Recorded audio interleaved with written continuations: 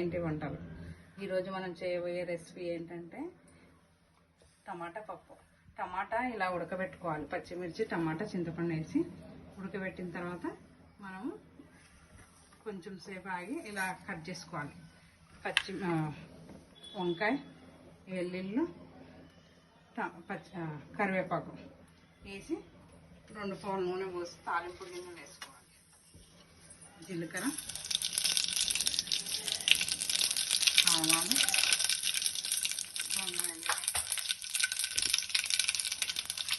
వేగిన తర్వాత వంకాయ, వెల్లుల్లి,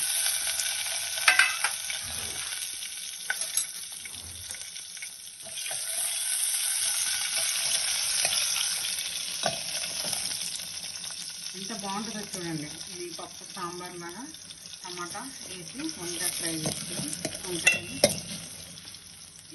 ఎల్లిపాయలు వేగిన తర్వాత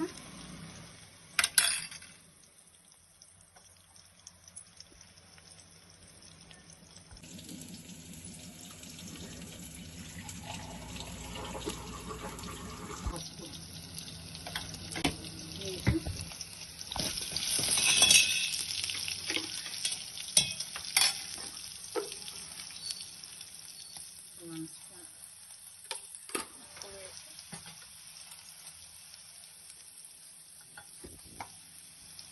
కారం కూడా ఇందులోనే వేస్తే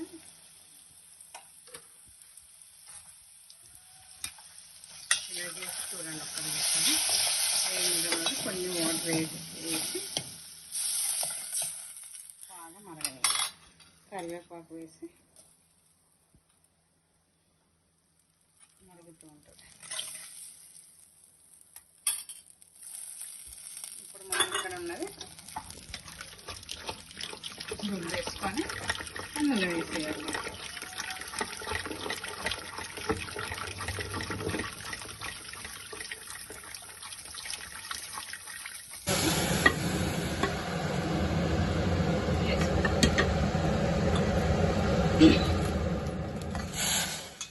టమాటా పప్పు ఇలా మీరు చేసి చూడండి, ఎంత బాగుంటుందో. ఓకేనా?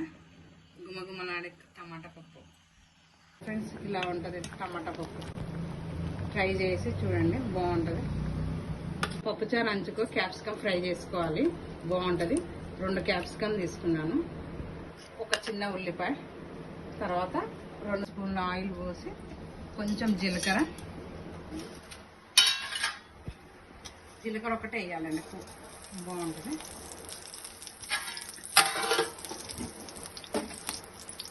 జీలకర్ర వేసిన తర్వాత అవి కొంచెం వేగినాక ఉల్లిపాయ,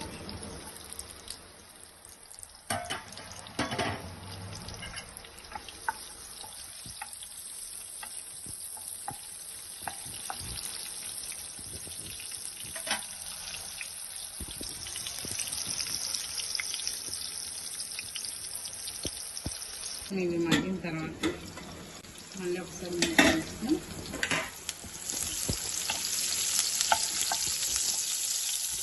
ఫ్రై చేసి చూడండి. క్యాప్సికమ్ చాలా బాగుంటుంది.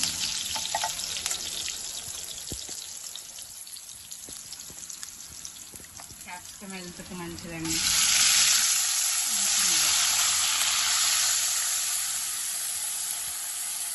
ఇందులో క్యాప్సికంలో చాలా విటమిన్స్ కూడా ఉంటాయి.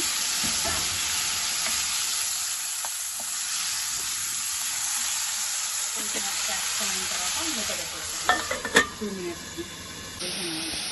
కొంచెము క్యాప్సికమ్ మగ్గాలి, ఉల్లిగడ్డ మగ్గాలి తొందరగా. అంటే మనకు కొద్దిగా ఉప్పు వేస్తే తొందరగా మగ్గుతుంది.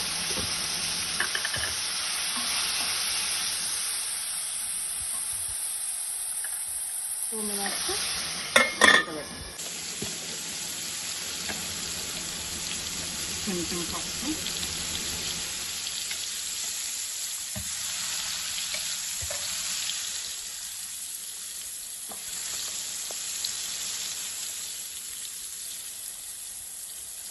మరి కారం కొత్తగా పట్టించామన్నమాట, అందుకని కొద్దిగా వేసుకున్నాను. మీకు సరిపడా వేసుకోవచ్చు. కొంచెం ధనియాల పొడి,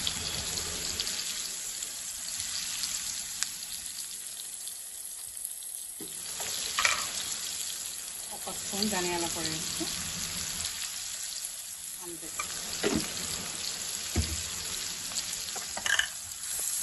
ఇలా కలుపుకొని మూత పెట్టేసి దగ్గరికి అయిన తర్వాత కొంచెం వాటర్ పోసేయాలి.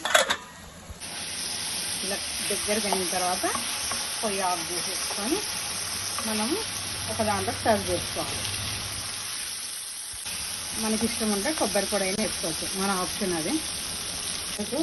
క్యాప్సికమ్ ఫ్రై చాలా బాగుంటుంది. అది ఇలా చూడండి, ఇది పప్పుచారు టమాటా పప్పు, ఇది క్యాప్సికమ్ ఫ్రై. నచ్చితే లైక్ చేయండి, షేర్ చేయండి, సబ్స్క్రైబ్ చేయండి. బాయ్.